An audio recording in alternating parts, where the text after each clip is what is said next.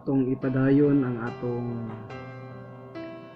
pagsubay sa kamatuoran dinhi sa pulong sa kinabuhi dinhi kita sa ikatulong pangutana nga diin naghisgot kini unsa man ang relasyon sa simbahan o sa ministeryo sa pagkaapostol.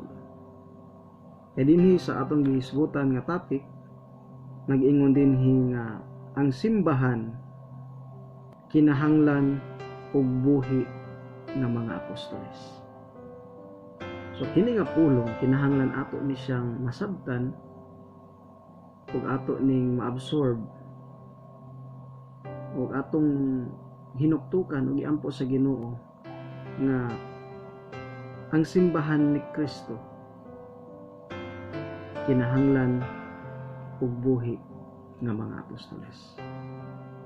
So karon kay kinahanglan man di ay sa simbahan ang ministeryo nga mao ang mga apostoles.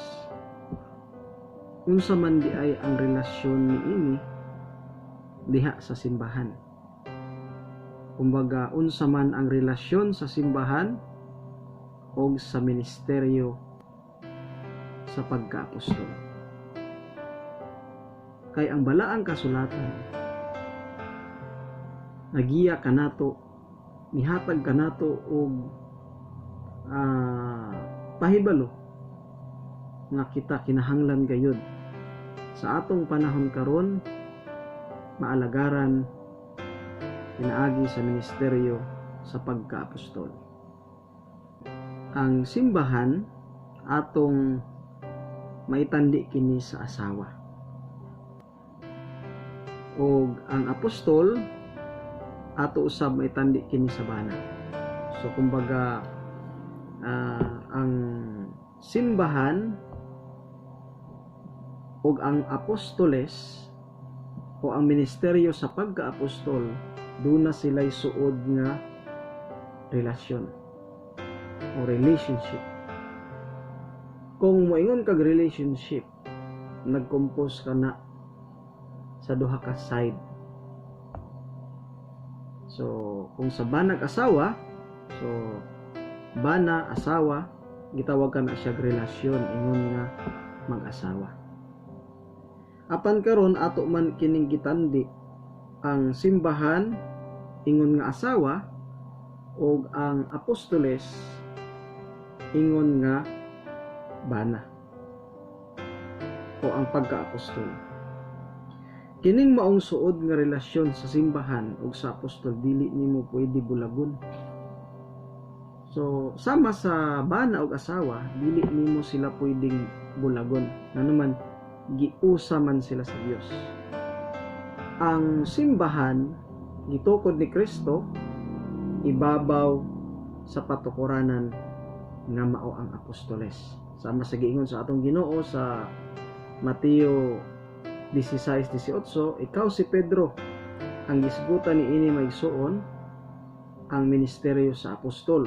Na diin mo kini ang pundasyon diha sa gitukod niya nga simbahan nga mao ang iyang katawan. But pasabot maigsuon ining relasyon sa apostol o sa simbahan dili pwede na bulagon. So dapat atong masabtan nga kini dili nato pwede nga bulagon. Kaya di naman siya matawag nga relasyon kung nagpabili na lang ang bana o nagpabili na lang ang asawa. So muna may suon kung nagpabilin ang simbahan ni Kristo, nagpasabot ka na nga nagpabilin usab ang ministeryo sa pagkaapostol. Kaya dili man ni sila ma-separate. Kay ang simbahan ni Kristo iyang giatiman, gidumalahan, inaagi sa mga apostoles. Bag-o siya nagtukod og katawhan og simbahan, nagpili una siya og mga tao na iyang kasaligan nga iyang ibutang sa pag-alagad diha sa simbahan nga mao ang mga apostoles.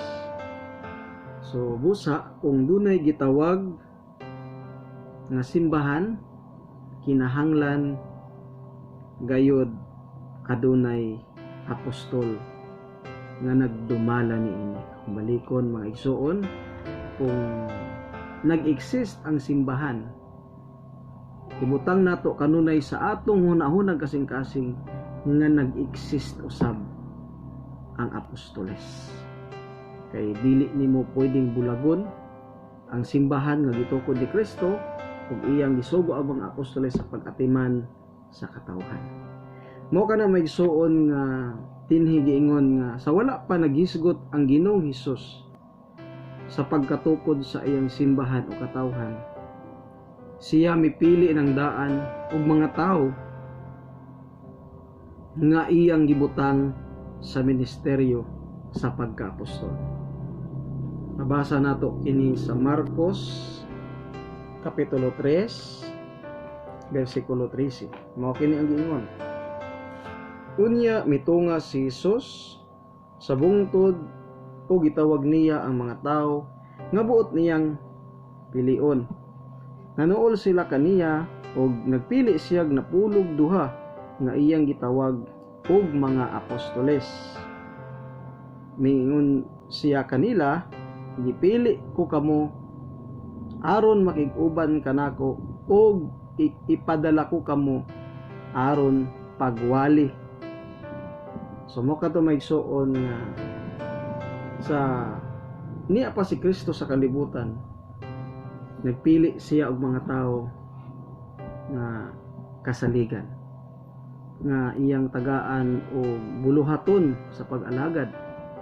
Kung dunay tao may suon nga gitawag ang atong Ginoong Kristo nga mahimong magbubuhat o muatiman, ang iyang atimanon ang mga anak sa Dios.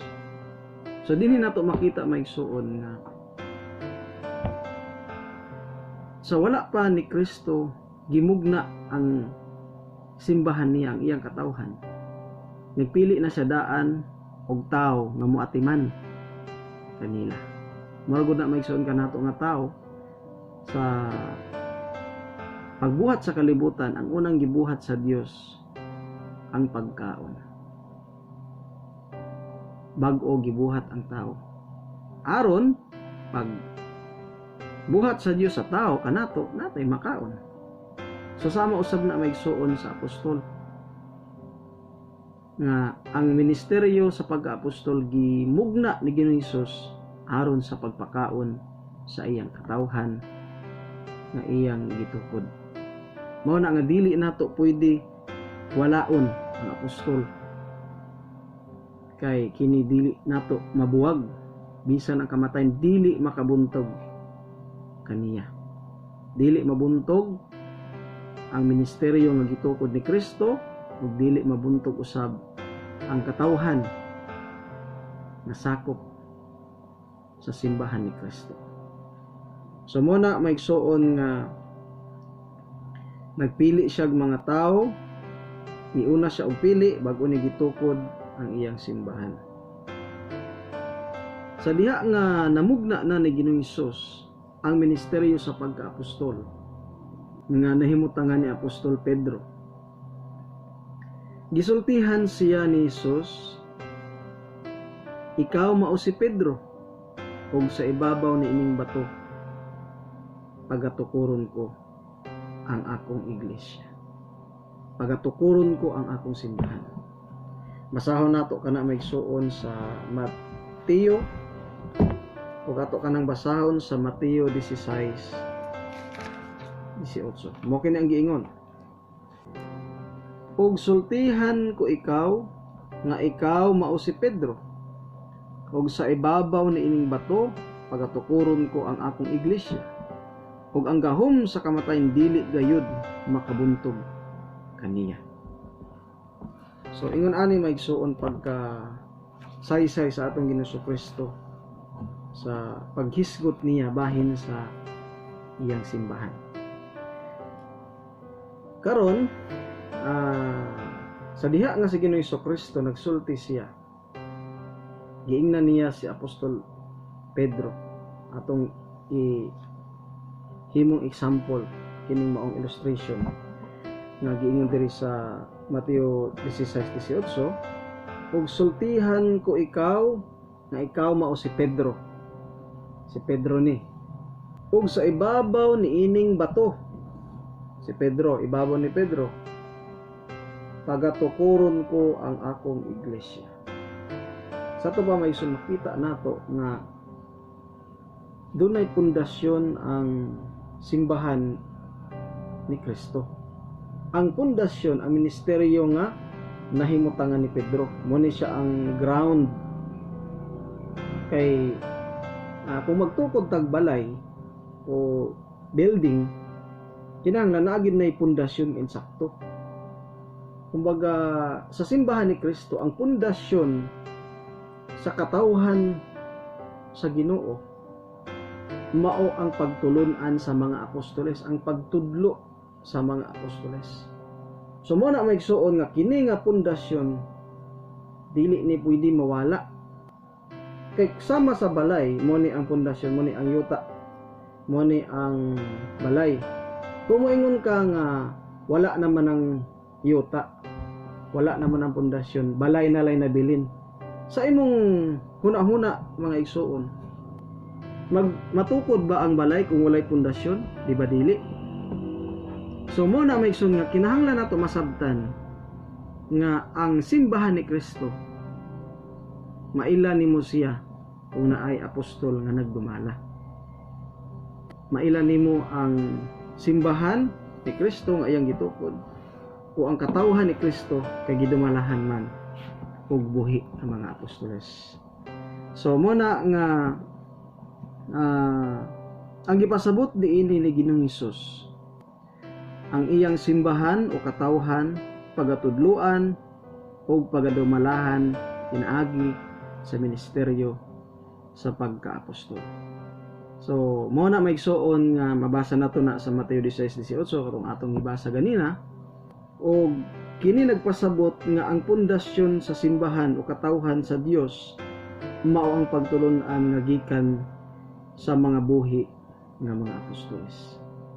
So karon maigsuon ato kining tan-awon sa Biblia.